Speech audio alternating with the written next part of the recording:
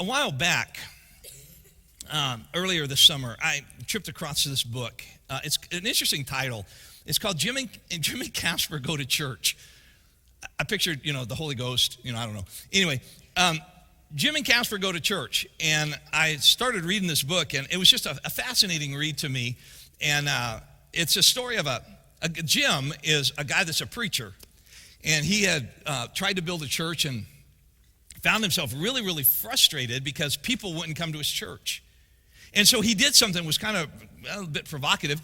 He started paying people to go to his church. He started paying them. He said, "I'll give you $25 if you come to church." And some of you are going, where's that sign up? That sounds really good. Well, why would you pay someone to go to your church? Because what he did, he paid them to come and tell him why people like you don't come to my church. So he would pay him, and then he'd fill out this form, and he would try to figure out the pattern that would cause people like them not to want to come back. Well, as the story goes, he ended up befriending this atheist by the name of Matt Casper. And the story of the two of them, and that this book is about, is Jim, the disheartened pastor, and Casper, the atheist, decided to do a kind of a whirlwind tour of churches around the country. And what they would do is they would go church to church to church, and then they would sit in the back of the church service with their laptops, and they would just write down all the feelings they were feeling. And then they go out to lunch and debrief, and then it became chapters in the book. And I got to tell you, they're not nice to read, some of these. And as I'm reading this church, and then churches you've heard about, big churches, not so big, well-known church, not so, and I'm like going, oh, please. Oh, please. Oh, please. I was so glad to get to the end of this book. I'm so glad they didn't know who we were. I don't know what they would have said, but very interesting insight. Well, I read this, and then I started talking about it, got a bunch of people interested, and a bunch of people started reading it, and a bunch of us have read this book, and we've done a lot of talking about it. And then Danny had the idea, why don't we track these guys down? And so we made arrangements to sit down with these guys together, the authors. We all met up in San Diego a couple of weeks ago, and took a couple of audio tech guys from our church here and said, look, we're just going to sit down, and I just want to listen to these guys. And so I want to show you some excerpts of our interview with the authors of this book. The older gentleman is Jim. The younger guy is the atheist. His name is Matt Casper. And I want you to listen very, very carefully to what this unbelieving atheist says about the way he's treated by people in the church. It's fascinating. Listen to this. And so I'm not interested in coming at people going, tell them what's wrong with them. I'd rather, and this is the way I like my Christians to behave. Sure. Don't tell me what's wrong with me. Show me what's right with you. Right. And don't tell me what's right with you. Show me. I think I say this in the book too. Like, I think I'm too lazy to be a Christian in the way I define Christianity. Because if I really believed there was a supernatural God and He sent His only Son here to die for my sins, I would be busting my butt round the clock. Because what is this life? It's just temporary, and eternity awaits me, and I better prepare for that. You know what I mean? Think about like the one day, how much planning people invest in their wedding. This one day of the year, they'll spend years on it. And then you're talking about eternity, and people are only willing to kick in an hour a week. Come on. And I know that a lot of churches it goes deeper than that. There's a lot more going on than just the show that we get on Sunday. But to me, then that's the story. Well, the question was, how do we get you into our church? I'm like, well, that's the wrong question.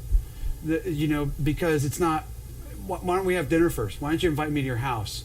Why don't you invite me into your house? I believe I said, invite me to your home, then into your heart, and then into your church. But that's really the basics of it, And because I'm not interested in going to your church because I'm scared about hell, and that's what kind of starting point for any kind of relationship is that? For example, the example you gave earlier, when you hear that question, it's like somebody coming and saying, "Yep, yeah. Do you know your what would you think if I told you your wife is screwing around you right now?" It's really a very uncomfortable, negative thing to say to someone, and it's definitely not a starting point for a friendship or any kind of relationship. And so I've never been a big subscriber to that when people threaten me with hell. Give me a break, And so I think that the nature of communicating with anybody is about finding common ground. And with me, it happens to be music. Some people it might be sports. Right. Other people, whatever. But with me, it happens to be music. And Jason and I, it was in the book again, we first started talking about music. That was the first thing we talked about, was music. And like I said, I didn't know he was a pastor until it was too late. So most of For us him been or trained you? as, I mean, most of us have been trained as evangelicals, learned about defending the faith. Right. Josh McDowell, Lee Strobel, apologetics, and I either because I couldn't remember the questions, or I'd asked them and then the person wouldn't answer correctly.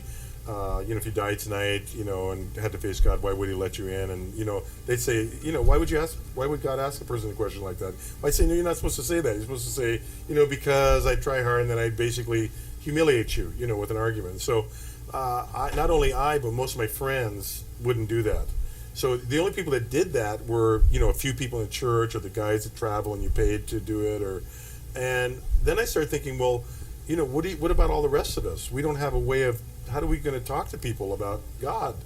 And so we started experimenting, and eventually came up with something called doable evangelism, which was just a way that we go about, and mostly we basically say we count conversations instead of conversions. And so we take the controlling metaphor away from conversions, because we think that scares the daylights out of Christians, and it certainly offends non-Christians. When you come up with them, the only basis of my relating to you is if you'll agree that you'll give me something. Matt, give me your time, give me your attention, and give me a decision, and give it to me now. So we started thinking, what if we reversed all that? What if I decided I'm going to give him my time, my attention, I'm going to do it right now. I'm going to do what we call free attention giveaway. I'm just going to give him my attention. And I don't control the outcome at all. What would happen then? Well, what happens is you start making more friends. Mm-hmm. And so this is what we started calling defending the space. For me, I don't believe in God. So many people that I see on television and elsewhere, their belief in God seems to be a negative thing.